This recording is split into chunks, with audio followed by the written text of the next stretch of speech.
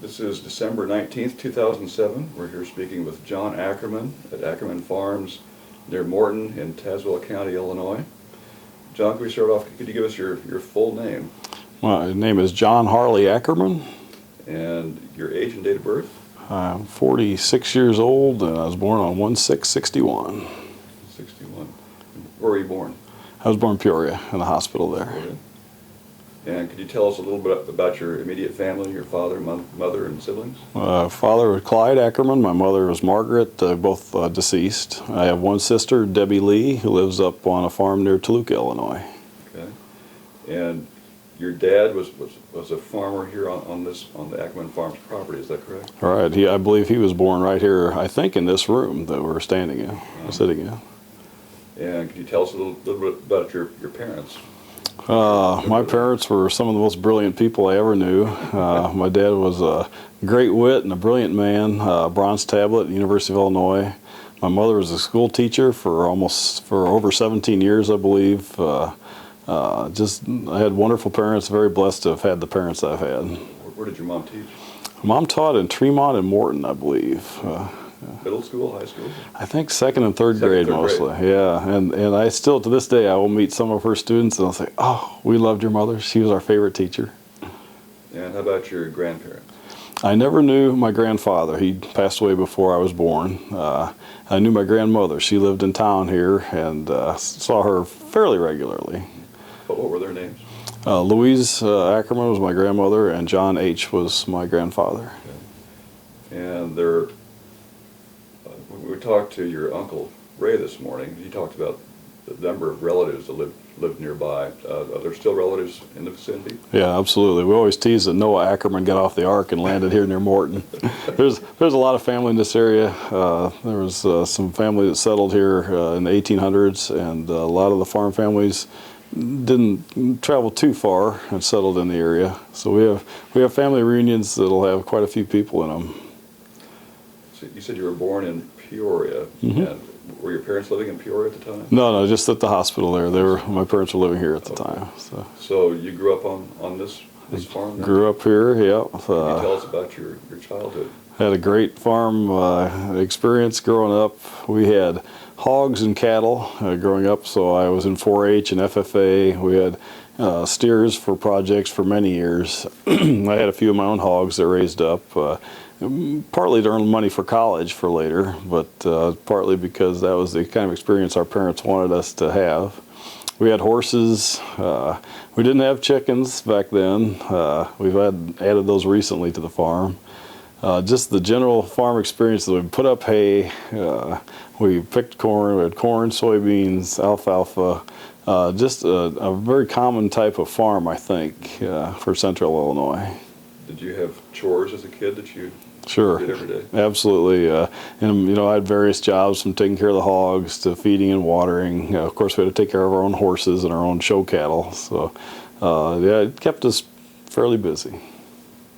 And how about friends? Did you have friends down the road or in town? Yeah, we had a lot of town friends, and it was interesting growing up. I feel like I grew up through a lot of the transition times. I mean, I guess every era in agriculture has its transitions, but there's been so many farms have gone by the wayside, so many fewer and fewer farmers. So I felt like I was maybe the exception, being the farm kid. Even though we only lived a mile outside of town, I always thought that we had the advantages of both. Right close to town, easy access to everything that town had to offer, but still had the advantages of growing up in the country lifestyle. You mentioned you were in both 4-H and FFA. Mm-hmm. Could you tell us a little about some of your 4-H projects that you worked on? Gosh, I was in 4-H for 10 years. I was involved in our club pretty heavily in our county federation. I was even 4-H king one time, which to me, looking back, seems pretty funny. Our projects had cattle every year, and then various projects we picked up just because one year I had cats. I thought that'd be fun to have a cat for a project. So, but I concentrated pretty heavily on the cattle. What kind of cattle did you guys have? We have beef cattle out here. My father and I started artificially inseminating the cattle back in the 70s. So, when I was growing up, we had mostly Hereford cattle. by the time the 70s hit and a lot of people were introducing those European breeds, we started raising a whole bunch of those different breeds. We had a 60 to 80 head cow herd. We artificially inseminated most of them. A lot of work, but you're able to really introduce a lot of good genetics into your cattle herd. Then we would raise out our calves and sell them, but we'd have them fattened for market. And how about churches you were growing up? Did you go to church in town? I grew up raised in the Morton United Methodist Church here. My mom taught Sunday school there. My dad was pretty active in the church. Years went by. I think my attendance when I was in college wasn't so good, but now that I have a family, been really active in our church and a lot of committees. I'm on our building committee, and we're building a new church that you can see right out this window. They're going to build a half mile from the house here, so it's wonderful. Really, it's the fruition of a lot of years of work to try to get the land purchased, the building paid for. I'm a lay speaker in our church now, so I get to preach about once a year, and it's good to see my kids growing up in the same church I grew up in. And how about schools? Where'd you start out in school? Well, I went to Lincoln Elementary here, and as a matter of fact, there was so many children in my class. Ours was one of the largest classes after kind of the baby boom from years back. My sister's class, my sister's a couple years older than I, and my class were over 300, so they had to build another school. My kindergarten was actually held in my own church's basement. I was in my first grade class. I was was the first year they ever attended our school, the same school that now my children have gone through. At that time, there were cornfields on 3 sides of the school. Now there isn't a cornfield within a mile of the school. After grade school, it was junior high. Then it was high school. The junior high building I went to was originally the high school building that my dad and my uncle attended. From there it was Illinois Central College to get my associates, and I transferred to University of Illinois to get my bachelor's. When did you finish up your college? Graduated in May of '83. Mm-hmm. I took agricultural economics, and I backgrounded myself in meat sciences and animal husbandry. At one time I really thought it'd be a good idea to, as long as we had the cow herd and then we had the feedlot, the next obvious step to me seemed, let's butcher our own cattle. And there are instances of people who have done that. I went to college, I took an independent study course with a professor there, and I did a 35-page thesis that essentially said, no, it wasn't the right thing to do. You just couldn't borrow money back in the 80s at 19% interest rate and get a 3% return on your money and make a go of it. And my professor at the time, he sat me down, he said, well, you've done all this work, are you disappointed? I said, well, in a way, yeah, but that's part of education, is to learn what not to do as well as what you can do. It'd been a lot worse had I not gone to all this trouble to learn this, gone ahead with these plans, and ended up 10 years later bankrupt for it. So education works both ways. How many head of cattle did you have back then? We had, at that time, we probably had 70 cows, 20 replacement heifers, and maybe 65 head in the feedlot from the previous year's calves. So when would you set the beginning date of your farming career after you got out of college? Was it pretty soon after you graduated? Yeah, I did. Because I had farmed with Dad while I was going to high school and to junior college. And then I went away for 2 years to Champaign, Illinois, to go to U of I. But I still farmed in the summers. So when I graduated, we had pretty much planned on me farming full time. Well, the worst time you can start farming is about 1983, I think. They didn't say in any of my textbooks that it wouldn't rain from June until November of that year. And they didn't mention it was going to be 74 degrees below zero on Christmas Day of that year. So it was a rough time to start farming. It really was. It was right after land prices crashed. It was when interest rates were through the roof. And it was a record-setting drought in '83 that year. Was that your toughest year, do you think, was the first one? There's been a few, but that one was spectacular. That was the year in '83, we actually had a little more rain than we did 5 years later in the drought of '88. But in '83, it started out as a very wet spring. Well, the plant physiologically is set up for a huge yield. Big ears, lots of kernels. When the tap was shut off, when it stopped raining, it didn't rain again at all. Well, each of those stalks had already prepared for a big ear. They all aborted.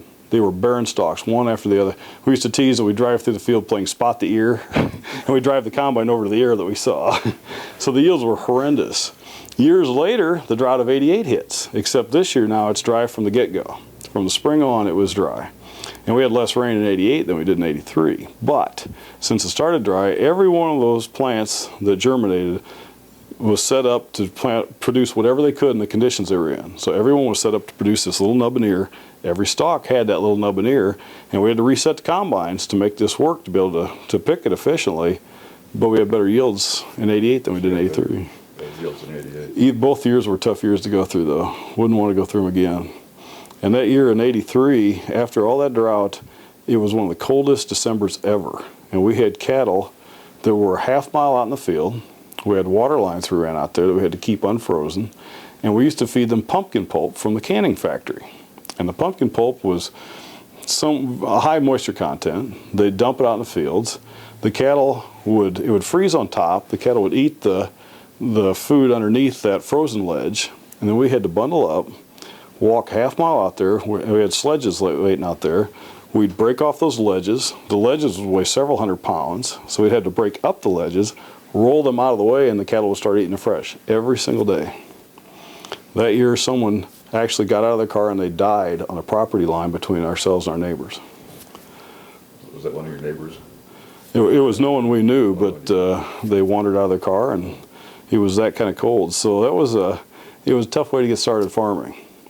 And the worst part of that is that the nature of the game, or often financially, if you start kind of behind the 8 ball, your growth pattern is always going to be below had you started a little higher. It'll take a lot of years to make up for that. So tough way to get started, really. And I'll tell you that in the same sentence where I say I'm one of the most blessed people I know. I'm living the lifestyle I want to live. I do what I love, and I got my health. So I don't want to say, oh, woe is me, this is terrible. But starting out farming in '83 was a tough way to start. Could you kind of describe the farm as it was in '83 and compare it with how it is today in terms of the layout, the buildings you've got, and things you've added since you started? Well, in '83, there were still a lot of the same buildings that were here when my uncle was growing up on this farm. We still had the corn crib, we still had the barn, we still had the old wooden machine shed, we had cattle, and we had hogs. But in this kind of transition years, in the '80s, when we were losing so many farmers and when there's so many tough financial decisions to be made, some of the effects were you couldn't afford to put a new roof on a barn that wasn't returning you that much money. You just couldn't afford to do it. So the barn started to deteriorate. We were some of the last people to be picking corn instead of combining corn. So we were filling the ear corn into the corn crib in the '80s, but the building itself was deteriorating. We were some of the last people, I'm sure, the last people in the area to be putting loose hay up in the hay mow.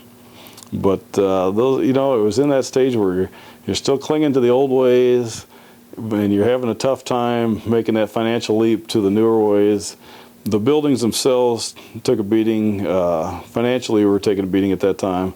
Started to be a lot of changes. We got rid of the hogs in 1984, I think. It took all day to load those last 6 semi-wild hogs on a per-hour basis. That's not a quick loading rate. But that was the last of the hogs. I kind of wonder if that made Dad sad, because he had been a premier Yorkshire breeder for years. In the 50s, I guess we had a Chinese delegation come visit the farm because this was a well-known Yorkshire breeding site. Dad won the Pen of Barrows at the International Livestock Exposition in Chicago in '57. So I mean, the farm has seen highs and has seen lows, and probably some of the lows were in the '80s. So the pig operation terminated. Did you maintain the beef for a while longer? We had hogs or had cattle in for quite a while longer, but the buildings that housed the hogs, there were 3 hog buildings. They were just left to kind of sit. So the layout has changed because the operation changed. We did keep the cattle until, I'd say, until the very late '90s. And then the tough part of that is, you always want to sell. People should always buy the week after I sell. When we got out of the cattle business, fat cattle were $56 a hundredweight. it wasn't just a year or two after we got out of the business that they were $93 a hundredweight. But you know, that's the nature of the game. You're going to have that. But it does point out that when you are having those good years, you really got to hold on to that money and invest it wisely. So the economics really drive your lifestyle out here. One of the things that strikes me is the fact that I think it's still true that the farm was 160 acres. Remember, quite a few years ago. Is it still that size, or has it grown? Well, what we call the home farm now, my wife and I own the 100 acres here. My sister and I own the adjacent 40 acres together, and my uncle owns the next 40 acres to that. So really the home place is about 100 acres. Or I should say it's 80 acres and a shared 40 would be more accurate. So the boundaries haven't left the immediate family yet, but as the years and generations go by, you know, the ownership kind of expands, if you will. So the home place isn't really a large enough farm to support a big family, not by itself, at least not the way we had been farming. So what have you tried to do to accommodate that? Well, and that's the transition that we are really in now. When it finally became obvious that we weren't going to be able to have a decent income on the home farm plus another 160 I rent, between the cash rent, the crop share, and the home place, we started looking at what can we do. And I did sell long-term care insurance for like 6 months because I thought, well, I got to get an off-the-farm job, which so many other farmers have done. But my heart was really still here, and we thought, well, now what can you do on a small acreage? And that's kind of where I think a lot of farmers make that split. You either get larger, or you get out, or you find some niche that can keep you farming. Well, that's what we've tried to do here. We started out, we tried numerous things. We tried to sell fresh cut flowers. Didn't really pan out so well. We live, our farmers wedged between an interstate highway and an old US Highway 150. Cars go by at 60 mile an hour. It's always been a liability, we thought. You lose pets, you worry about you can't pull out with farm machinery without some danger. We started saying, well, how can we turn that into an asset? Well, if we can take that traffic count and get them to stop here, if we can open up our farm to the public, what's going to make it worth their while, and how can we make this work for us? Fresh cut flowers didn't work. Sweet corn didn't really work, at least that time we tried it. It's hard to get people to stop when they're driving by at that kind of speed. One year, I've been raising pumpkins off and on for the local Libby's canning factory. I'm supposed to pitch the pumpkins that get out of the field down the vines. I'm supposed to put them back in the field by hand so that mechanically they can be picked up by the harvesting machine. I didn't get out there in time. And there's 70, 80, 90 pumpkins that weren't harvested. I thought, well, that's a shame. So I loaded them up in a pickup, and just for fun, I set them out in the front yard. Thought my kids would get a kick out of that. But people began to stop and say, hey, are those for sale? And boy, that planted the seed of an idea then. So the next year we had 1.25 acres of pumpkins, of ornamental pumpkins, 20 different varieties. People began to stop. We made a little bit of money that year. The next year we had 5.5 acres. The year after that we had 8.5 acres. This past year we had 31.5 acres of hand-picked ornamental pumpkins, 150 different varieties. It's really growing into a sustainable business. You mentioned the Libby canning factory. Where is that factory? It's right actually in the middle of Morton there. It's what gives us our claim to Morton being the pumpkin capital of the world. There are 85 to 90% of all the canned pumpkins in the world are canned right here in Morton. So we have a pumpkin festival, we have a pumpkin parade. The community has been really supportive of us doing this because now we have a pumpkin farm that's closely tied to Morton. So everybody's been really supportive of the changes we've made. We've really tried to clean up the farm after kind of the bad years where things really deteriorated. There's still a long way to go. There's still a lot of old equipment. It just takes a lot of time to clean up the old cement that's in the wrong places. We're really going through those changes, but it seems to be we're headed in the right direction. We've done a lot of work on the house. We've seen part of the house. Can you talk just a little bit about what you've done to the house itself? Yeah, it's been a labor of love. It's a grand house. It really is. It's got a lot of character, but like any house, it takes a lot of work. And it's particularly an old house. There are a lot of things that had never been touched. There was a lot of plumbing that had never been changed from the time it was first put in. There are still some of the old knob and or knot and tube wiring that's in the house, but we've really learned a lot about home fix-up. We've done a lot of it ourselves. We'll do it as we're able to afford doing it, and given another few years, I think we'll have things finally set up pretty nicely. And the building where you have your shop now, could you talk a little bit about that? Sure. One of those hog buildings then that sat unused was a really nicely put together farrowing house. It was built in about 1960, and my dad had it built state of the art at the time. Super insulated, electric floor heat, and it went well with that Yorkshire business. That's where the sow is farrowed. Well, after we got out of the hog business, it sat. When we started doing pumpkins, we found out that if it rained on a Saturday and you don't have any indoor facilities, it really cuts into your sales. So we cleaned up that building. There was 7 tons of dried manure we pulled out of there, one wheelbarrow at a time. We got it cleaned out and we used it for storage first year. But then we thought, well, this is growing. What are people asking for? You know, what do they want us to do? After the first year we had pumpkins, people said you ought to have mums. So next year we raised 1,200 mums. You know, and it's kind of grown that way ever since. People said, why don't you have apple trees? So now we've planted over 1,500 apple trees. We always tease if someone says you ought to have a rhinoceros, we'd have rhinoceros out here.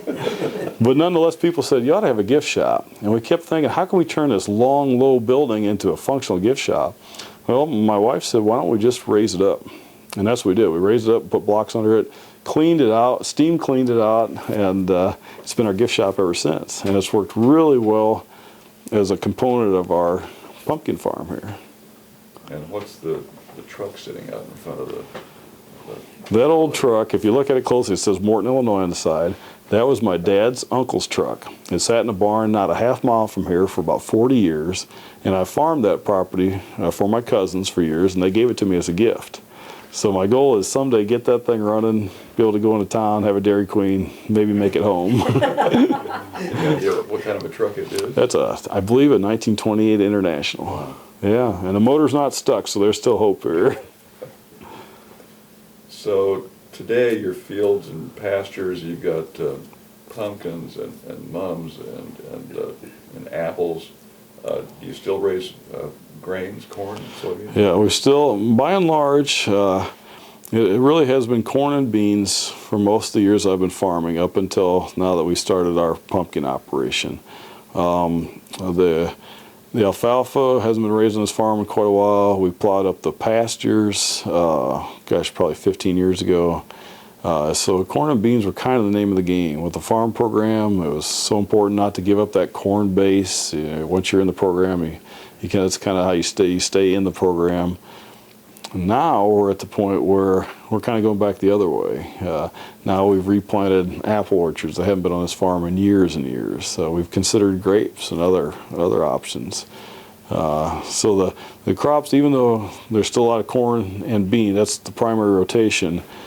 Now we're looking at, do we want to go back to having alfalfa and doing some of those niche crops that we planted more wheat. It hasn't been really advantageous to plant wheat up until the last few years, but now wheat seems to be doing well. So we've diversified into a lot of small fields, but that way if something goes poorly on one crop, it seemed to go okay on the other crops.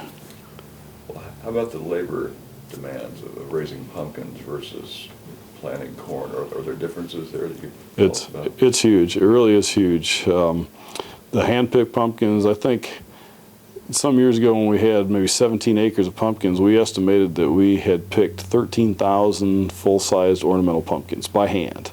And we handle each one 3 times. And we put them on the hay rack, we wash them, we take them off the hay rack and display them, and we help people put them in their cars. So it's very labor intensive. And we've used a lot of teenage help.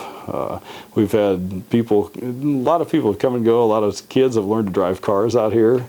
The labor part for the farm end of it is difficult enough. When you add the gift shop, and now you employ full-time workers, all of a sudden we make that jump to you have to fill out W-2 forms, and you have to pay your taxes, you have to for all these workers, and the paperwork has skyrocketed. So every time we move that next step forward, there's a great deal more paperwork and labor to cover, bookkeeping. it's not as simple as it was. I miss the simplicity. I miss the days where, you know, you'd hire a guy and you pay him cash at the end of the day and you'd see him the next day. Those days are gone. There are a lot of rules, regulations to follow. There's a lot of zoning laws that we ran into that once we started the gift shop, we've made that transition from just agriculture to agriculture and commercial. So now the zoning came in and says you got to change your driveway. $3,500 later, I've got an entranceway that meets their approval, and on it goes. Health department came out and said, gosh, you've got a petting zoo. We need hand washing stations. We need, you know, this and that, and you got to cover those things, and they're expensive. So there's a cost to this. So the simplicity, not as much. Still love the lifestyle. Still love the people coming out and being happy and meeting them and hearing their stories. That's the best part. I don't know if you mentioned, when was it when you built the gift shop? Let's see. We opened up our farm to the public in 1999, and it was probably 3 years into it before we had the gift shop ready to go. And the petting zoo, did that come in about the same time? Well, we'd always had a few animals around. You know, we had our horses, we had, you know, a few cattle kind of left over more as pets than anything. And people seemed to really enjoy that. And about that time, my daughter started raising chickens for her 4-H project and making a little money on the side with eggs. And people just are fascinated by that. That connection to being on the farm seems so removed now, you know, a generation or two off. But people just gravitate to, oh, I remember this, I grew up this way, or my grandparents' farm was like this. And we recognize that, and we enjoy that. So we have gotten animals that seem to fit well. The goats, we never had goats on this farm. We love the goats, they're a lot of fun, and people love them. We have all kind of poultry out here now. They're just beautiful, and people just, they think it's wonderful. Those are the two main species. We have chickens, ducks, turkeys, peacocks, pheasants, goats, a miniature horse, full-sized horse. That's the most of it. Yeah. And the corn maze, is that something that's newer still, or when did that come in? This is the end of our second year for corn maze, and we had resisted some of these things because we didn't really want to be a cookie cutter agri-tainment type of farm. You know, everybody has their things they like, and we've tried very hard to only do the things on this farm that we either like or that we think other people at least will enjoy.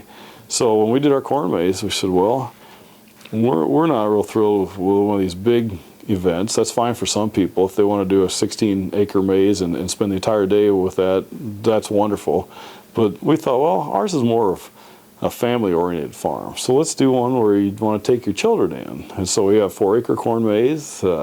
We planted the corn crossways, north and south and east and west. So it's dense. It's dense, and it's a grid pattern, and my artists drew designs on it. I'd walk out in the field, and I'd say 3 steps left, 4 to the right, and I'd stomp that corn, and I'd mow it down. And it was a fascinating process, but the best part is that people walk into it, and they spend 20 to 40 minutes, and when they walk out, they're still smiling, they had a good time.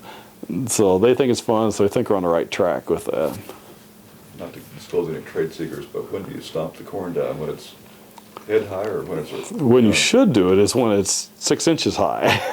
When I got around to it the first year, it was already over my head. Never again. That was the worst thing ever. And it was July, and the corn's already over your head. You have missed the golden opportunity. So you think they'll keep doing that? I think so. The response has been good. There are things, I mean, we dip our toe into the market, and sometimes we make mistakes. The first year we did mums, we raised 1,200. We had no idea how many to raise. We raised them ourselves from cuttings. We pot them ourselves. We water and fertilize here. We sold out of them before they bloomed even. We thought, wow, well, we didn't even touch the market here. So the next year we raised 4,800. Well, that was way more than our operation could handle at that time.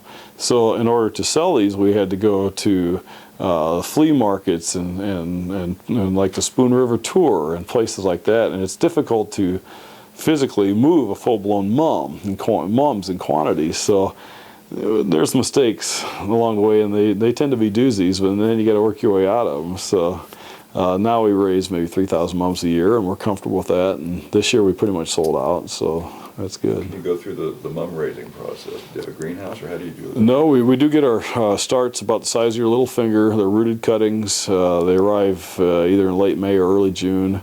We have pots ready to go with a soilless mix and some time-release fertilizer. We usually bring the youth group out from church. One year we had 18 kids pot 33 mums in 3 hours. And it was like Lucy in the Chocolate Factory. As soon as one would go, they'd pass it to the next one who'd be waiting to go, and it'd just be piling up, and off they'd go. We had 3 hay racks running to move these things to various places. And we had a tractor to start with, and we got rid of the tractor because it was in the way. We had enough kids that there was constantly, at any one time, there was always a hay rack in motion. And they'd be potted, watered, planted, fertilized, and set in the place they're going to grow, and then around they came. It was just amazing. And work from the house, which direction do you have that? Well, no, the way we used to do it originally was incredibly labor intensive, which was to plow furrows out in the field and set them in the ground. And it makes for a very good mum. Their roots grow right out through the bottom of the pot, and they get that buffer of nutrients and moisture. But it's extraordinarily labor intensive. So we've really tweaked our management to the point where we can grow what we hope is a really spectacular mum right out here in the old feedlots. It's close by, we can tend to them quite a bit. It's still labor intensive, but what we really want to do is, there's a Walmart that's a mile and a half from here. We don't want to be a mum that looks like you'd buy at a large chain. We want to have a mum that's spectacular that you can't get anywhere else. So that's what we try to do. And even something as simple as pumpkins. Well, everybody says, well, pumpkin's a pumpkin. Well, maybe. But, if we provide a type of pumpkin you've never seen before, or one that you think is just beautiful, or you saw that in a magazine, you can't get anywhere else, that's the people we want to be. So it's worth your time to come out here. You feel like, boy, it's been worth your trip. You walk away with a smile on your face and happy with what you've purchased here. And then we're satisfied that we've done the right thing. There's a great deal of satisfaction in that. So where did all those different varieties of gourds and pumpkins come from? We get seed from every continent except Antarctica. We do research. We talk to other growers. We get commercial seed catalogs. We get on the internet. We search out seed anywhere we can. We've had people stop at the farm who tell me about a pumpkin I've never seen, and I'll ask them to send me seed back. So it's a labor of love, and it's fun to be that deeply involved in just one singular type of plant. But it's fun to. It's like Christmas when you go out in the field. When the vines are covered over, you can't really see the fruit. You planted it in a certain spot. It's supposed to look a certain way. But when it gets down to it, it's when you pull back those leaves and you find whatever's there is there. And maybe you thought you were going to find a nice flat red pumpkin, and it turns out you've got a huge white pumpkin there. It's Christmas. And there you go, and you load that up and you bring home. There's something to be said about the raising of beauty. And hopefully, as the farm gets cleaned up and as people come out here, they say, oh, that's beautiful, that's worthy, that's something worthwhile. So they can make it work for us and we can make it work for them.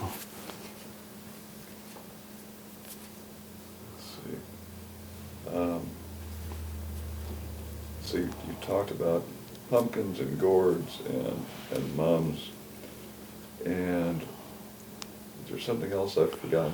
Well, you're also doing? It's one of the rides. We do a lot of school tours. This past year in 07, we just finished up doing about 2,700 children, and they each get a front yard talk. They get a hay rack ride out in the field, and then we have a microphone set up so that they can hear me give a little talk about the pumpkins. And then they get to see the animals. We let them pet a chicken. We let them pet a baby goat. And then they get a gift, a small pumpkin and a pencil and a coloring book. So that's kind of the standard field trip for schools and such. Are they here in the summertime or spring, fall? No, we're open to the public very seasonally. So about that third week of August, when those first mums are blooming, is about when we open up. And that's when we'll start to get our first pumpkins and squash too. And then that's about the time they start booking. And it goes extremely fast, and they're loaded up a lot of trips in a hurry, all through September, just one after another. We have 2 other ladies to help me do field trips this year because of that many kids. So you hire people to come in and help? Mm-hmm. Yeah. I was looking on your website last night, which is a pretty interesting website. It's kind of an orange background. It's appropriate. Could you tell us about your website? How did you develop that? Well, we worked with friends of ours who do the websites for us, and they kind of walked us through the process. So I wasn't heavily involved with personally doing the mechanics of it, but we provided them with pictures. We told them, they said, look, here's a layout that seems like it should work.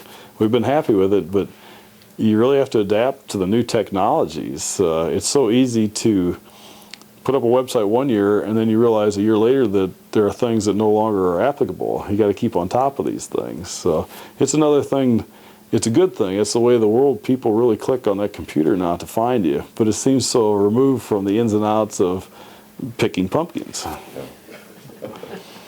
You asked me about crops and things that we've tried out here. In '05, we attempted to do strawberries. We went into it in kind of a big way. We did about 3 acres of well, it was 2 1/4 acres of strawberries, which is quite a few. It was, according to another nearby grower, the worst year in 30 years to raise strawberries. So we took it on the chin. We had maybe 5% of a normal crop. We in no way covered our expenses. We even tried to hold them over for another year, but in '05 there was a drought and a record-setting freeze on May 3rd and 4th of that year. Took out the blossoms. The drought took out the plants themselves. We took a real beating on that, and it'll take a year or 2 or 3 of good years to kind of make up for that. And we may do it again sometime, but it really points out, you can add enterprises, and on paper it's great, but that timing thing can make you or break you. So bad luck on that. Will we do it in the future? I don't know. We might. But that was another enterprise we tried, a different crop that we tried. It just didn't pan out, and I think it would have had the timing been right. You mentioned your orchard, so you've got quite a few apple trees out there. How do you deal with the labor of picking all those apples and bringing them in? The one advantage we've had so far in the apple operation is that with the dwarf trees that you don't need ladders for, we can make ours a U-pick operation. So labor-wise, we don't pre-pick apples, at least we have not yet. Now when all the youngest trees are in full production, we may be at that point. And it'll take more teenage labor. We've looked at ethnic labor to see if there's some availability. So far, picking-wise hasn't been a problem. The problem has been the pruning and the spraying and all the other things that go with it. I would say we planted our first orchard in, it would have been 2002 we planted the first third, 2004 we planted the next third, and in 2005, during that drought year, we planted the last third. I pumped 70,000 gallons of water on top of that hill for the new plants just to keep them alive that year.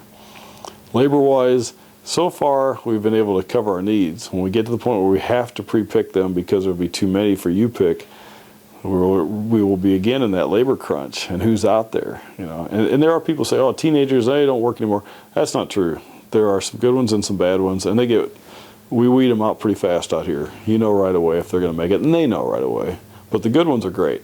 They really are great. The ones that weren't going to make it, they weren't going to make it anyway out here, so. Does your family maintain a garden just for things to Sure. Oh yeah, we put up our own sweet corn. My wife Yvette raises peppers and tomatoes. She puts an awful lot of salsa and tomatoes. She raises Roma tomatoes out here. We've never done any of that for sale yet. Now my kids did sweet corn this year because we had an excess of sweet corn, and they got kind of a taste for that. We got some spending money, so they are looking forward to doing some again this coming year. So we'll see if that develops into anything. But the family garden here, we put up a lot of sweet corn, a lot of tomato products, some hot peppers. My wife has a real green thumb, so she's really good at that. And she's kind of passing that along to my youngest daughter, who has a real interest in it now too. So. We talked to your uncle Ray this morning. I asked him about drainage, and he mentioned this. He has some wettish ground that tends to be wet west of the farmhouse here. What are you doing with that property down there now? Well, it's in a corn and beans rotation right now. There's kind of a high end of the farm, but mostly our farm is kind of gently rolling lowlands. All of the Morton area was originally a swamp, essentially, so drainage tiles were really necessary to even farm this area. we live at the base of a huge glacial moraine. You can see right out the window there. It's the Washington moraine. The benefits are that we have an aquifer that's maybe 12 foot underneath the ground. It just never goes dry. Even in the droughts in the 80s, we were watering all those cattle off the same shallow well, a well that's only 14.5 foot deep. It never went dry. It came close, but it never did. Even when the creeks were dry, we had that aquifer. Well, the downside is that you have to have tiles. We still have all clay drainage tiles. There's some as small as 4-inch, there's some as big as 12-inch in there. And it's a fair amount of upkeep, for tiles that old. You get tile breakage just commonly. Is it something you have to tend to every year? A lot of years. A wet year like this past spring was really hard on tiles. And as years go by, soil shifts, and there are some tiles that are too close to the top now. There are other tiles that are buried way deeper than they originally put in, covered deeper, I should say. But yeah, there's some maintenance to that. And the day will come where hopefully it'll pay for itself to lay in plastic tile, some modern drainage tile. But it's expensive, and that'll be a while, I think. So for your various enterprises, corn, beans, pumpkins, strawberries, what kind of equipment? There's a tractor out here I noticed hooked up to a trailer. What do you maintain on the farm here in terms of equipment? It turns out that it's surprising the amount of things you need for each enterprise. The special needs for each enterprise, it's kind of amazing to me. I didn't anticipate that getting into it. The apples, for instance, well, I need to spray my apples. Well, you can't spray with a conventional sprayer, so originally I rigged up a vertical boom, and I could go up and down the apple trees. But it gets more complicated than that. You have to apply it under high pressure, and you want to apply it evenly over a vertical boom. I ended up buying a piece of equipment that was pre-made for that. But most of the time I can't really afford to just buy a piece of equipment. That sprayer was used. That stuff either isn't available, or if you bought it new, it'd be more expensive than you could afford. So what we ended up doing is modifying the equipment we have. And it's amazing to me. Every operation needs its own equipment. The mums, when we were planting those in the ground, needed to make furrows. Well, there really isn't an exact piece of equipment that'll lay down a flat bottom furrow and the spacing I needed. But I was at a farm sale and I saw an old asparagus plow that I got for $20. And for that $20, I was able to modify this thing so that I could lay out furrows that I could put mum pots in and come back and cover. And that's the only thing I'll ever use that for, as far as I know. Now, I took some pieces off of that equipment to make myself a tree planter, because I modified one of the big spades. It's kind of a symmetrical spade or plowshare in, and I was able to mount it behind a big tractor and bury this huge trench. We'd have people in the back planting trees, and then it had a piece that kind of covered over so that they'd stay upright until we could really set them in. That piece of equipment will only be used for that. So some of the times it's a little frustrating, because instead of having that one nice, big, beautiful piece of equipment that's shiny with new paint, well, it's a rusty piece of equipment that's kind of small, and there's 20 pieces to it, and it's got a lot of welds on it, but you have to have it. I mean, these enterprises need their own special things. So. Did you have any background in welding and morphing these things into equipment that you need and can use? We always tease that the learning curve out here is really steep. So, I mean, I had on-the-job training. A lot of it on the job or on the fly. A lot of things I've learned, even fixing up the house. I didn't know anything about electrical wiring. A friend of mine really taught me the ropes. Now I'm very comfortable with electrical work. Same way with plumbing. I grew up, I knew cattle well, I knew my equipment well, but I didn't grow up doing a lot of mechanical work. I'd never taken apart an engine when I was growing up like some of my friends had. Well, since then, by necessity, I've had to. I've torn apart numerous pieces of equipment, and there's still things I'm deficient in, but willing to learn, and sometimes you just have to. You just can't pay somebody to do everything for you. So, I'm curious about the pumpkins. Once they're ready to harvest, you hand pick them, you said, and then you pick them up mechanically? Oh, the processing pumpkins are picked up mechanically. They're rowed into rows first, and then they're picked up by a machine that throws them on a conveyor belt. The ornamental pumpkins, the ones that we raise out here, they're all hand-picked. Okay. They can't be scarred up, and they need to have long stems. Okay. The pumpkins you ship off to Libby, how does that process work? They provide the seed. You can plant them with a conventional planter, but you need to modify the spacings on it, which isn't too involved. They take a lot of cultivation. Any pumpkin plant, whether it's the processing ones or the ornamental ones, are a fickle plant. A vining plant is a touchy plant, susceptible to disease and fungus and things like that, and insects. But nonetheless, if you may have to spray. If the plants have already vined out, you may have to pay for aerial spraying. When it comes harvest time, that's where the two differentiate. The processing pumpkins, they use a bar pushed in front of a tractor at an angle. So as it pushes through, it knocks the pumpkins off the vine and rolls them into rows. Once that's done, the mechanical harvester comes in with a big paddle that flips the pumpkins onto a conveyor belt that goes up into either a waiting truck or a dump cart. Now the ornamental ones, that's a whole different thing. Everyone's cut by hand, the dirt's knocked off, set on a hay rack by hand, taken home washed, that sort of thing. And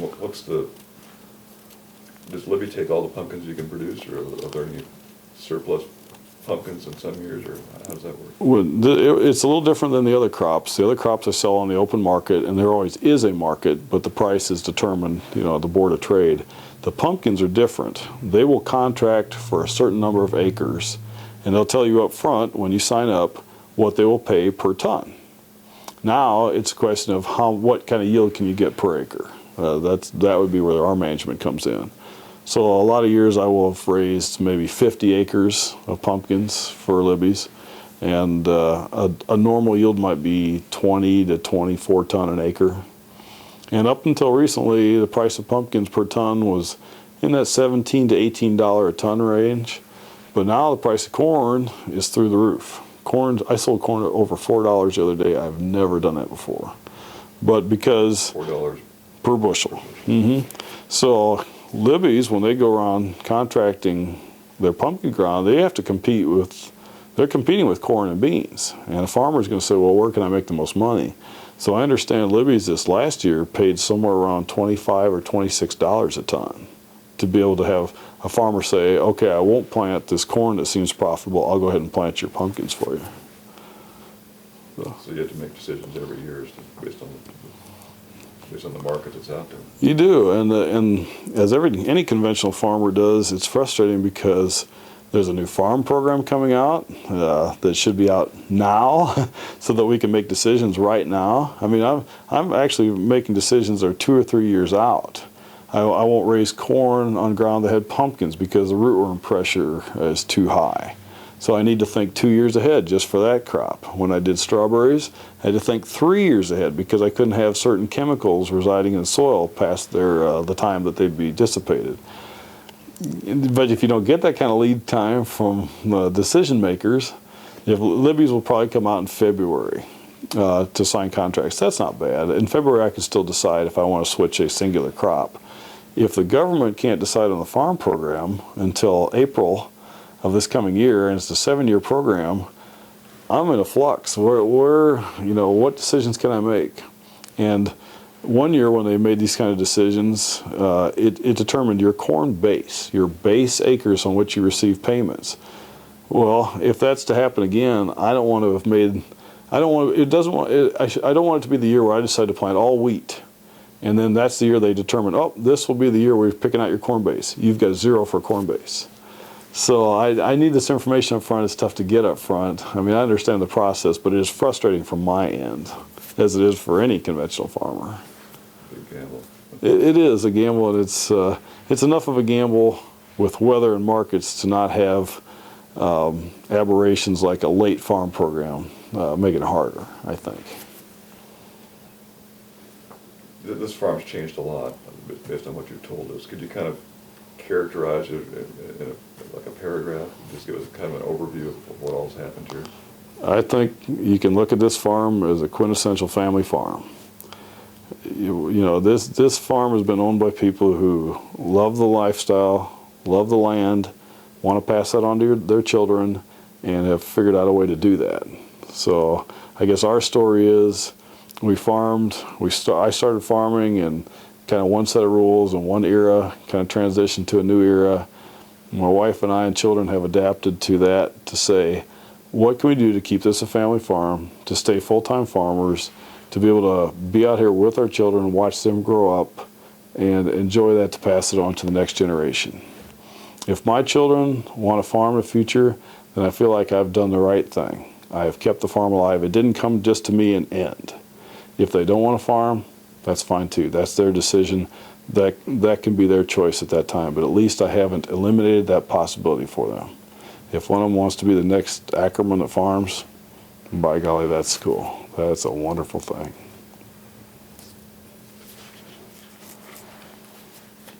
Can we talk a little bit about livestock again? You mentioned some of the, you got out of beef and primarily in the late 90s, and the pig operation terminated as well. Were there ever dairy cows on the farm when you were here? Not when I was here. Not when I was here, no. And you've got goats now. You ever had sheep? I was very, very young when Dad had sheep here, so I really don't even remember them being here. So. And you've got a pony in the petting zoo and one horse now. Is that? We've got a miniature horse and a full-sized horse. Do you do much riding? You know, I wish I could ride every day. Because when I was a kid growing up, another one of those advantages is that we could have a pony out here. When I outgrew the pony, I had a horse. Well, now my kids, you know, they can ride the horse, but time is an issue too. When you start your own business, there's a lot of 60, 70, even 80-hour weeks, you know. And so I wish I could ride that horse every day. I probably haven't ridden in a month. You know, my daughter, she probably rides, you know, once or twice a month, but she'd like to ride every day too. So. The time constraints are tough on that. And you mentioned the chickens. You have several different varieties of chickens, right? Yeah, and it's been fascinating to me. And everybody assumes since I grew up on a farm, I would know all there is to know about chickens. Well, I didn't know anything about chickens. And I always thought, honestly, an egg's an egg. I thought, well, fresh, probably no big deal. A fresh egg is so much better than a store-bought egg. It really is night and day. I didn't know that. We didn't have chickens when I grew up here, so... it's been enjoyable to kind of, I know that there's some of these things were on the farm. When my uncle grew up, there were chickens, you know. Well, I didn't experience that until just recently. So it's nice to kind of reach back and get a feel for that and know what it's like. Now, are the chickens you raise primarily for the petting zoo, or do you get eggs for your own family use, or do you actually market the eggs? When we started out, my daughter was doing a 4-H project, and she was making money selling eggs while our business was open to sell pumpkins. But she's gotten into some other things since then, a lot of gymnastics and extra school activities. So now we just get eggs for our own family use. But primarily the chickens are there for people to see and enjoy. So in terms of the animals that you maintain now, who does the work for, you know, feeding them and caring for them, you know, checking for disease and things like that? My 2 youngest children pretty much own all the livestock, so they do the chores when they're able, and when they're not, I pick up the slack for them. Is there any special equipment you need to do those kinds of jobs? There's a lot of housing. I mean, between the pens and the housing, that's what's kind of involved. I always tell people, say, oh, don't they have to be inside during the winter? Well, no. I mean, they have fur and coats, and that they're fine weather-wise as long as they have fresh water every day, they're well fed, they're out of the wind, and they're not wet. Well, but doing that means a lot of chopping of ice, a lot of heaters in their water tanks, making sure that they're housed well so that they're out of that wind and rain and snow. So it's not any more involved than any other livestock operation, but I think people need to know that you do. I mean, it's a caring for them twice a day, every single day. It's a responsibility you have that you cannot miss. So there's been change as well, but not just in the crop operation, but also in the livestock on the farm. Could you Just kind of review that for us. Well, when I grew up, it was corn and beans and cattle and hogs. And then the hogs were the first thing to go by the wayside. Then after a lot of years of struggling with the cattle, we got out of the cattle business. So that was almost the end of the livestock on this farm. And the facilities, the barn was torn down, the corn crib was torn down. A lot of the equipment was sold too. It's just now that we're back opening our farm to the public that have some of the more unusual livestock and some of the smaller pens of livestock. So it's not that a large part of the operation is wrapped around livestock like it used to be. It's just another component in those things that you like to have for people to come visit your farm. Have the veterinary bills continued? Do you ever have problems with the animals? We still have vet bills, but it's a lot less than the days where Dad and I used to trade off checking the heifers that were pregnant every 3 hours when it was cold in March. The days are gone where we have cattle that are born in 3 inches of mud, not in April. People often ask me, they say, do you miss the cattle? I say, you know, on the days where the temperature's great and the pasture's green and it's dry out, I do. I miss those days. I thought I'd be a cattleman for the rest of my life.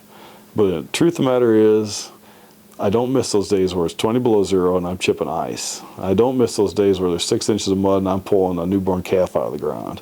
And I don't miss the days where it's so hot that I need to be providing water to the cattle that are just not taking the heat at all. And the real truth of the matter is, I don't see me ever getting back in the cattle business. I think once you get out of it, I think you're just like most farmers, you're very unlikely to get back into that business again. You mentioned the people who help you here on the farm, hired hands and some seasonal workers, students coming in. Could you kind of give us a review of that overall? How many people, say, are on the farm at certain times of the year helping out? Well, when we started out, it was my wife and I and my 2 older children. And there used to be a couple of guys from Peoria who used to go around to farms just picking up old iron. They were the junk men, we used to call them. But they were also friends of ours. Well, they were looking for work. So for a couple of years, a couple of guys out of Peoria would come and they'd pick Indian corn with me. We'd pick pumpkins together. They were pretty much part of our family. The older gentleman, he got to the point where he wasn't going to work anymore, but the younger fella, still a good friend, still see him occasionally, and this year he did come back and work on weekends a little bit for us. But that's kind of the days where it was really just agriculture. I mean, we were still picking pumpkins, selling them roadside. It was the early days in this. Now we have a gift shop, we have apple orchard, we have the mums, we have the pumpkins, corn maze. So now we have, I'm going to guess, 6 to 8 part-time teenagers during season. We have maybe 2 college-age girls who are working our shop. We've got at least 1 full-time shop manager. And we, at one time during season, had another 4 adult ladies who are working various portions of our shops. So now it's pretty involved.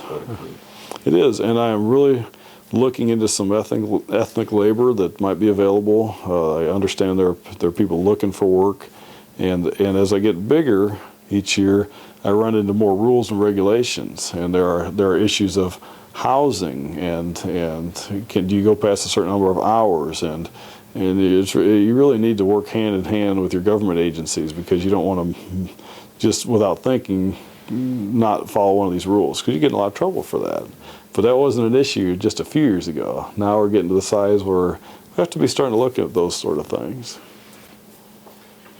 Looking at your gross receipts, expenses, and profits, let's say as the farm stands today, what are the most important elements of your productivity? I think we have tried to do enterprise analysis out here. We have tried to see, because this is how I was trained in college. They say, gosh, you should look at this product and see where you make the most money, and you should raise enough of that until it finally diminishes, the excess returns diminish till it equals this one, and on and on. That's great on paper. In the real world, if you sell just pumpkins out here, but you don't sell mums and corn stalks and straw bales, your customer will go to the place that sells the corn stalks if that's what they're looking for, and you will lose that customer. So what I'll end up doing is I probably have a dozen enterprises here easily. Maybe there's 20, I don't know. But I have to have pumpkins, which I think are the primary income producing part of our seasonal venture here. But if I don't have straw bales and corn stalks and mums and some Halloween decorations and apples, they all kind of work together. So it's really hard to separate. You can't say, because maybe we didn't make any money on straw. Maybe for straw itself, we looked at our expenses and how much we grossed on straw, and we do keep track at least on our machine, our change machine, where the money goes to what department. So maybe straw didn't make us a dime, but straw is available for the people who want to set up a decoration that involves one straw bale, one corn stalk, a dozen pumpkins, some Indian corn. So it's very hard to separate what makes you money and what doesn't, because what we found is if you don't have the whole package, you might not garner that customer. It kind of goes back to when we sold fresh flowers, fresh cut flowers for one summer. People wouldn't really stop because, well, that's just one thing. If they were setting up their table for whatever holiday or people are coming over, they might go to the local grocery store, because not only can they get their turkey and their side dishes, they get their fresh cut flowers there too. So it's really hard, and it's such a difficult thing because every time you add an enterprise, it's a huge undertaking because there's a lot of research, there's a lot of fixed time to it. So you have to make these decisions without having that perfectly lined out guideline. So I want on paper, I want a computer to tell me, given these inputs, yes or no, should I raise rhinoceros? Well, I want to know. Well, it's not that simple. And it's never going to be that simple. And it's a frustrating part of this, because there's got to be that area between where you don't have nearly enough information and where you have so much information that you think will give you that final answer that won't. There's got to be a place where you get the right amount of information and then you use your management skills to make the right decisions. With your crops and the things you produce, are federal farm subsidies an issue for you? Yeah, they involve every part of the farm, and you still have to understand. Even though we have the gift shop and the farm stand here, we're still very much full-time farmers with the corn and the beans and the program crops. So we make a lot of decisions based on how is it affected by the program. You can't break any of the rules that come with a farm program, which are generally good rules. There are issues of subsidies, and we do get subsidies, but we have real strong feelings about should these kind of subsidies be, should there be these kind of subsidies. And a lot of people think there should be, and there's a lot of us who thinks maybe there shouldn't be, or there should be much lower limits. So there's the politics of that. But the farm program also does things that in a ways favor us that I'm not sure are even the exact right thing to do. For instance, we have a history of fruit and vegetable production. Therefore, we can still be in the farm program, still get government payments, but we can still raise those fruits and vegetables. If another farmer down the road who had no, what they call FAV, fruit and vegetable history, if he decided, oh, I'm going to start a pumpkin farm, he couldn't, because the fruit and vegetable people have lobbied that protection into the farm program. Is it right? Is it wrong? Is it good or bad? I benefit from it. I don't necessarily think it was the best legislation. There's good and bad. There's so much, and so all this is done on a federal level, but it affects the family farmer like myself. And you make decisions based on these sorts of things. What are the rules? What are the benefits? What should you raise? What shouldn't you raise? And then it's not just do you make money on it, but how does the farm program affect your profit line? Are there conservation issues on your farm, or things you're concerned about? Absolutely. And my dad was a real pioneer in this area of minimum tillage and conservation tillage. He had one of the first no-till planters in the area. I think in the early 70s, his planter was on display at the Heart of Illinois Fair in Peoria because it was an unusual item back then.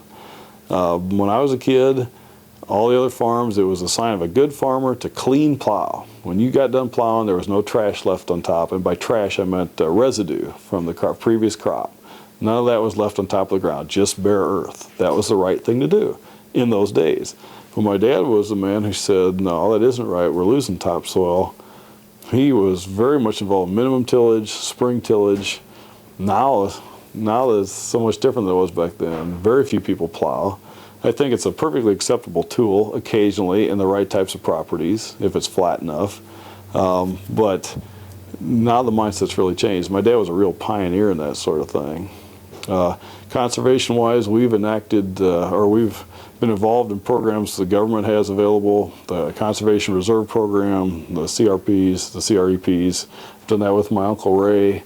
We've set aside ground that's not just set aside for any economic reason, it's set aside purely for conservation reasons. Those are the areas that are like waterways or steep slopes that can be set aside. We'll accept government payment to not farm them then, but there's some very strict rules about what you plant on them, how it was developed, and you see the benefits from it. You see more wildlife now than we've seen in years. Is there wildlife habitat on the property? There's about, on the farm that we talked about, that was I guess my great grandfather's, who would have been CW's. Yeah. It was his dad, his farm that I farmed for that family. There's about 25 acres is set aside on a 160-acre farm, and there's wildlife there all the time. On Uncle Ray's 40, there's about 2 acres of conservation reserve. It keeps that as a huge government easement for water that runs through that area. Well, it's all grassed, it doesn't erode, and there's wildlife in there. So you've seen a real mindset change regarding a lot of conservation and ecology-minded programs. You see the benefit from that just by seeing the herons that fly by. You see more wildlife of all kinds. What are some of the most pleasurable things of farming for you? Wow, there are an amazing number of wonderful parts of farming. One, I think, is the freedom to decide what is it that you're going to do today. You are responsible to yourself. Even if you make the wrong decision, you've had that freedom to say, this is my priority today. And this priority might be, I've got to fix that bearing on that combine. Or it might be, I'm taking the day off to have a picnic with my wife. Because you have that opportunity. Now, a lot of times you have to make the decision based on, gosh, I can't afford to do this or that. But you still are kind of in charge of your own destiny in that way. It's a lot of responsibility because it's not just for yourself. You got to care for your whole family that way. So those decisions you make have to be disciplined by what's best for everybody. But it's a wonderful responsibility. To work side by side with my children, that's phenomenal. Watch them grow and not just see them at the end of the day or maybe for a few minutes at breakfast, but I see them during the day, interact with them, still healthy enough to play with them. That part's great. Guys, being outside, being that close to God where you feel, I mean, you're part of His blessings, you see the miracles, you plant that seed and it grows into something, you touch it, you feel it, you smell it, that's fantastic. That's one of the best parts of farming. What are some of the greatest challenges you have on the farm today? Weather will always be a huge challenge. Being able to do those management practices that at least buffer you from the variances in the weather, that's huge.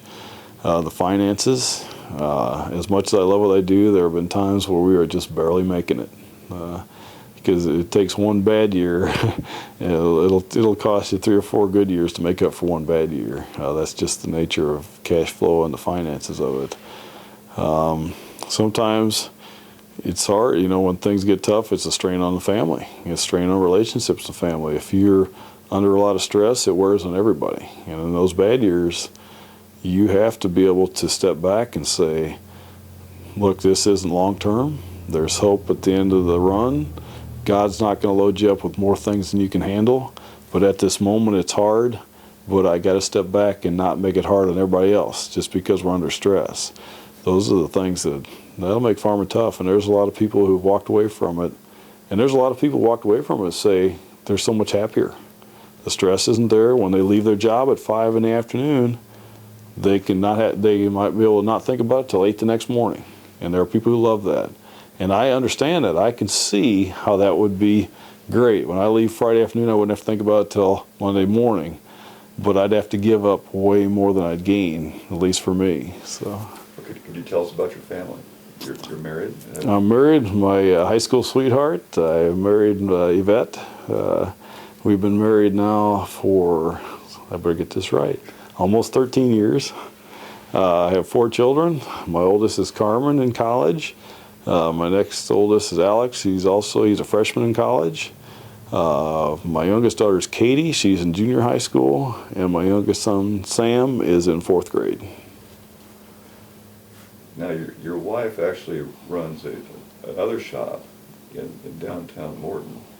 Is that considered part of the farm operation, or is that independent? Well, everything's so hard to separate out here. For tax purposes, I imagine it's a separate entity. In real life, that shop is kind of an extension of my wife's abilities and gifts.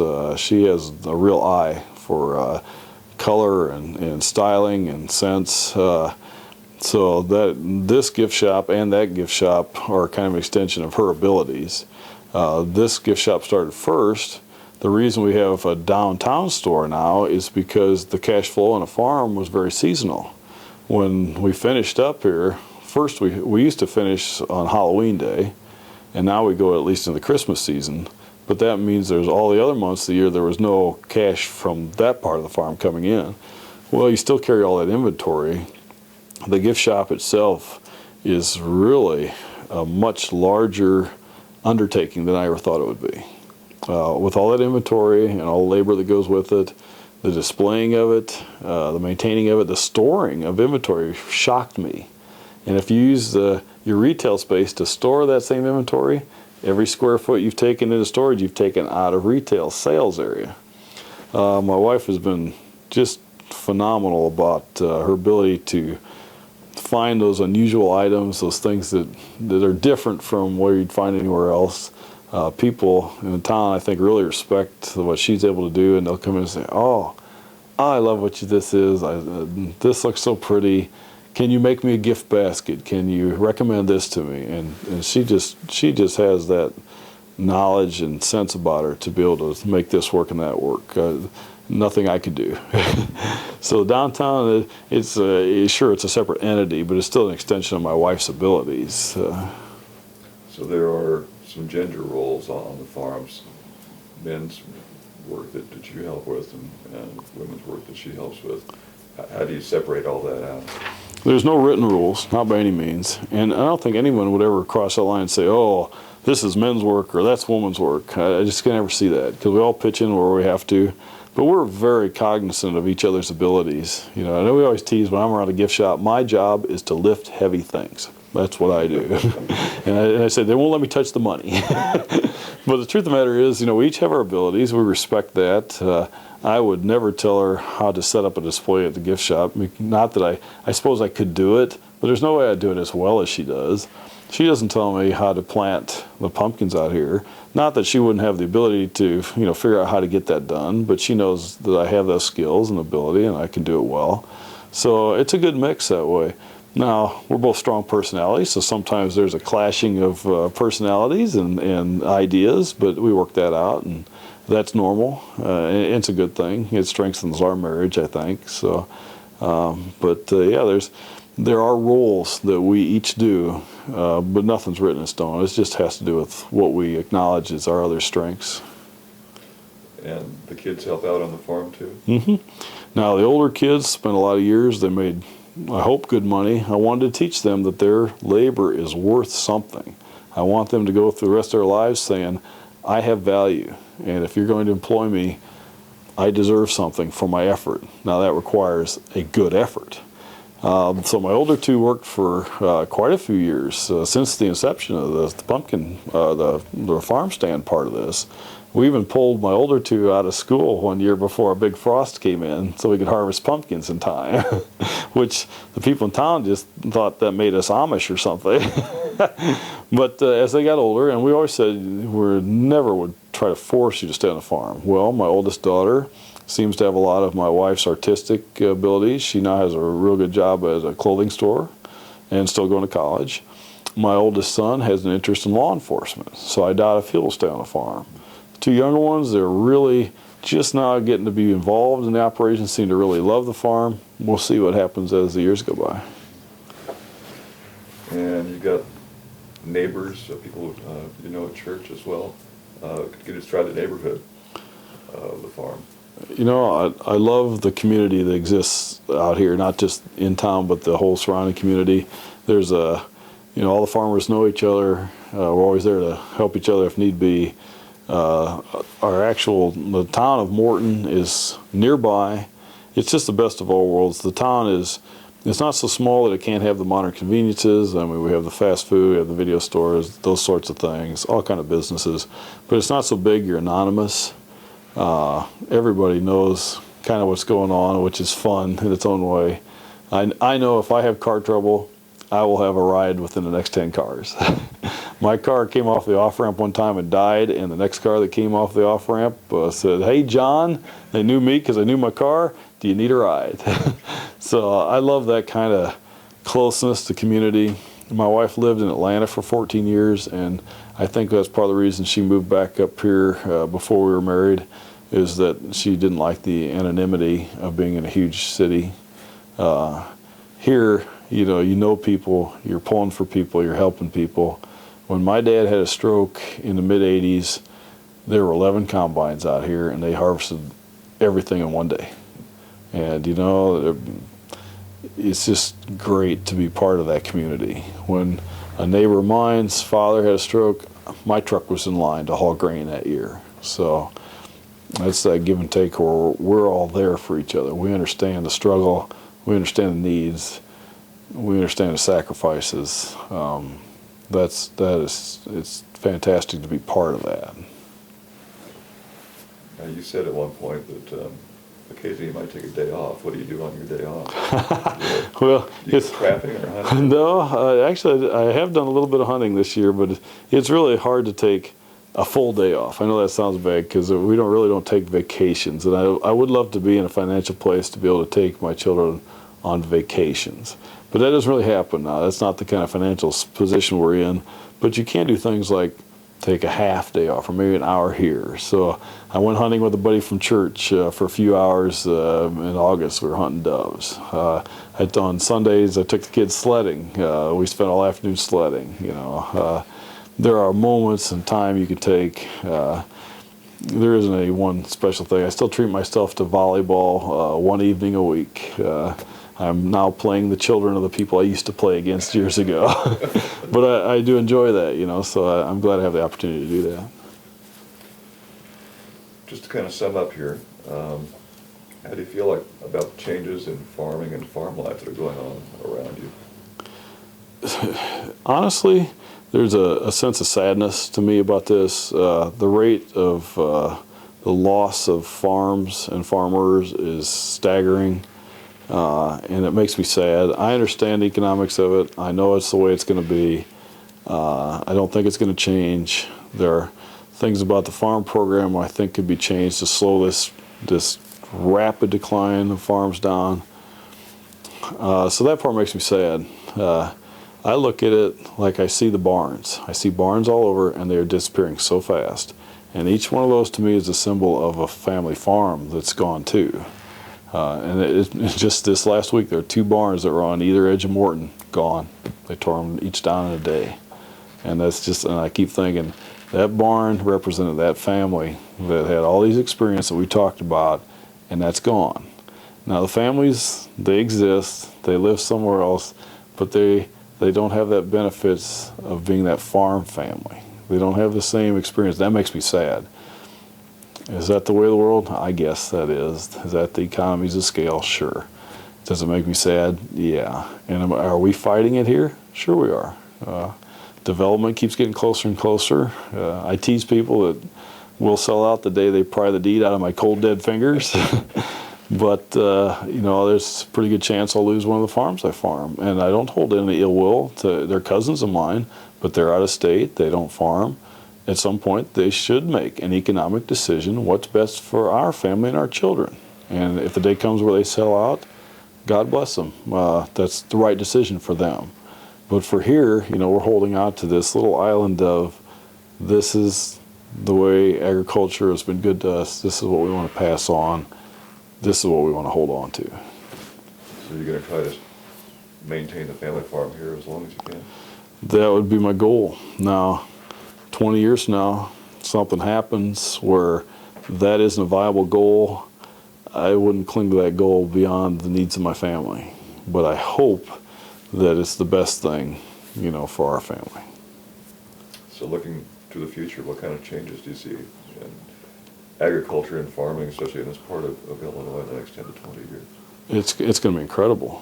Even I've heard people say that the rate of change is changing. There's an exponential change in the way things are. What types of things are you going to see specifically?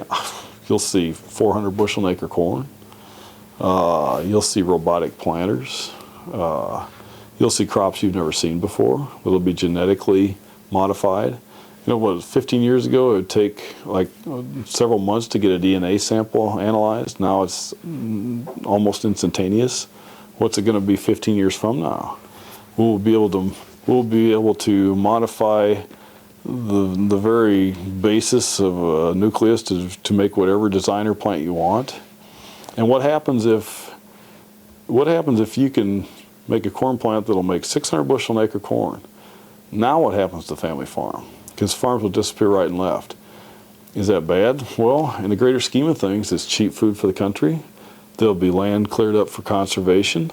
There'll be parks and recreation. In the great scheme of things, is it a good thing? Is progress always a good thing? I guess. When you look at the overall picture, does it affect families, family farms along the way? Well, you bet it does. Gosh, I can't even... they used to tease back in the 50s. They'd say, the world of 1985 will have anti-gravity cars. Well, of course that didn't come true. But again, that rate of change is changing. Could we say now without teasing, well, the world of 2035 will have anti-gravity cars? Is that outlandish to say? Is that a joke now? I don't think so. What's going to happen to agriculture?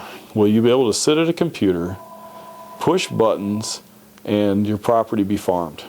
Will you never have to actually touch that seed? Will you never have to touch that grain that's been harvested? Is the day gone where you're going to have to be the guy who fixes that bearing in the combine? Is the day gone where there's even a combine? What's 20 years from now, who's going to come up with that invention that makes the combine the old steam-powered thresher?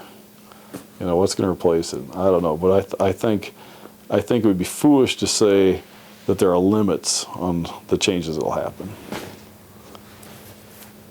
Well, is there anything else you'd like to talk about that we haven't brought up? I could keep you here till midnight. Where do you get that? But there's one other thing I think you should talk about is your sister, because she too has a life related to agriculture. That's that true. All kind of grew up here as well. So That's true. Maybe just a little bit about. Yeah, well, my sister Debbie grew up here with me doing the same types of things I did. I always got the impression she was mildly frustrated by that old rule of men did certain things and women did certain things, because that wasn't, I don't think that was her outlook. She is one of the brightest people I know. She never got a B, not once, in all of her schooling. And these are back in the days when even as a first grader, you got letter grades. First grade through senior year of college, she got straight A's. That's impressive. The same woman who grew up on a farm, along with me, we both had ponies, both had horses, both enjoyed this lifestyle.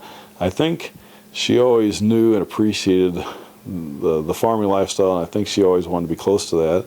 And she found a nice young man that she married, and now she lives on a farm north of here ways, and she deals with all the problems and joys of farming. They farm much larger acreage, but she's much more isolated than I am.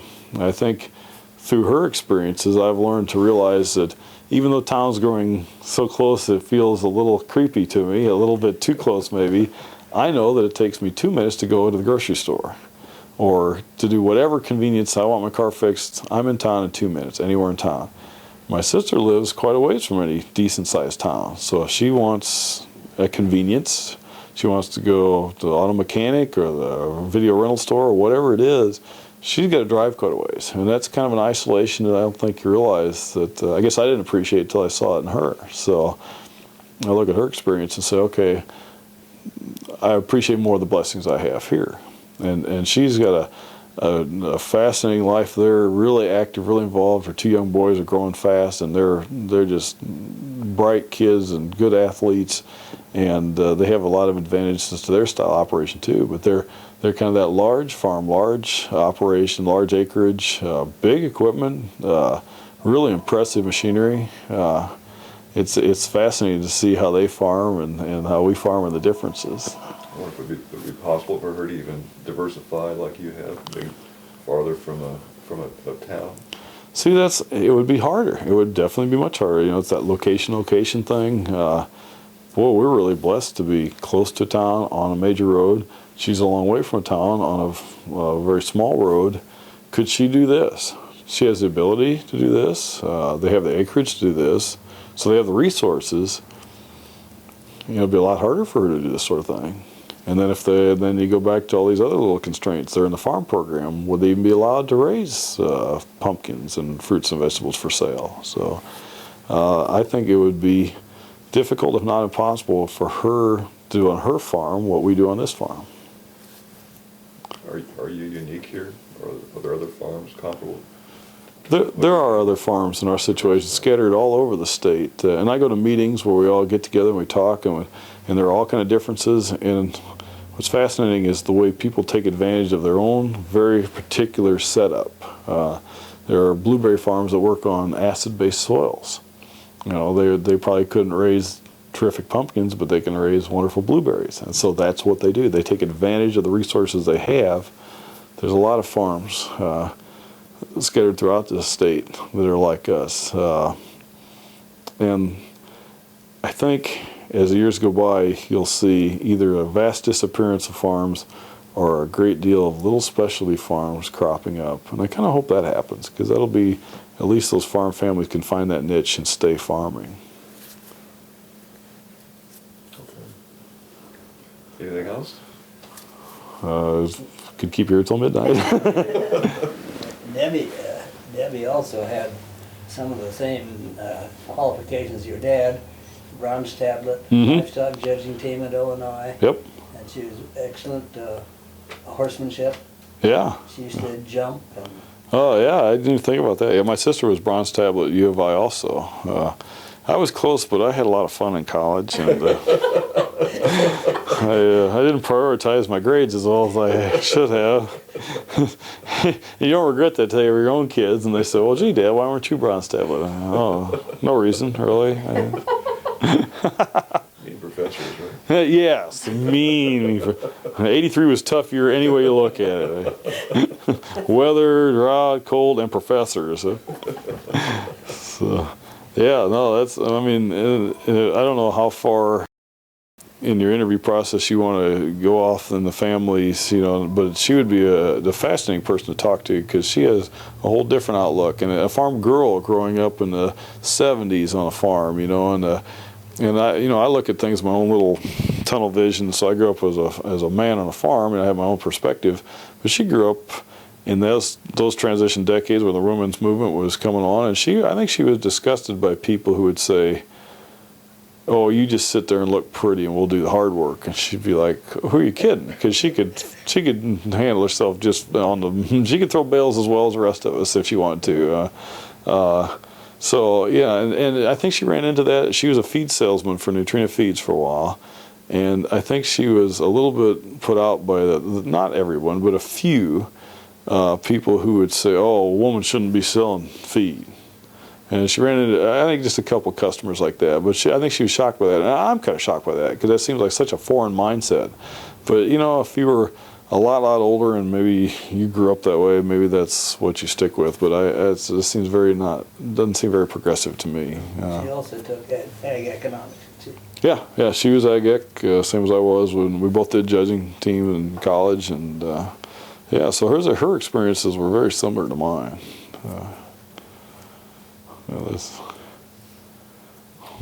been great.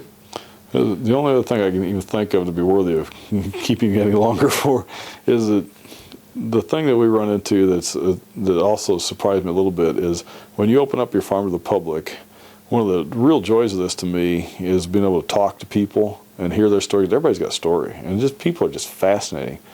And I get a little sad because the bigger we get, the less time I have to just sit down and chat with people. But I still have a lot of time to do that. I give my field trips. I have time to talk to people one-on-one, and I love that. What's really shocking is the once in a rare while where you run into that bad customer. And I keep telling my kids, because my kids will be shocked and appalled, and they just be morally just in a rage. And I said, well, no, look, set back a second and realize that was one customer out of we had 2,000 customers this last month, and one was bad, so that one sticks in your mind. So, what you got to remember is the others, because we attract a really terrific crowd. The people that come out here is just a wonderful demographic of families and grandparents, and just people want to have that country experience, and they just sit and take it a little bit slower and enjoy the animals, so animal lovers and country lovers. And so we are so blessed with the customer base we have. So in that rare time that we get an unusual customer, I have this little cache of stories that I keep back, but it's so funny because it's 6 or 8 stories of these really horrid customers, but it's only 6 or 8, so it makes it, you got to kind of take it as just fun, because it's such a small percentage of the people we get. When you open up your farm to the public, you have to be that type of person that it's okay to have people wander around your farm. It's okay to have people park wherever they're going to park, and not everybody's going to discipline their children the way you think they should, and and that sort of thing, or they won't even have the knowledge to not stick their finger in the animal cage, and you know what I mean, that sort of thing. So to do this takes a certain personality, and you have to be willing to do that. So yeah, I thought that might be worthwhile to know. Good advice.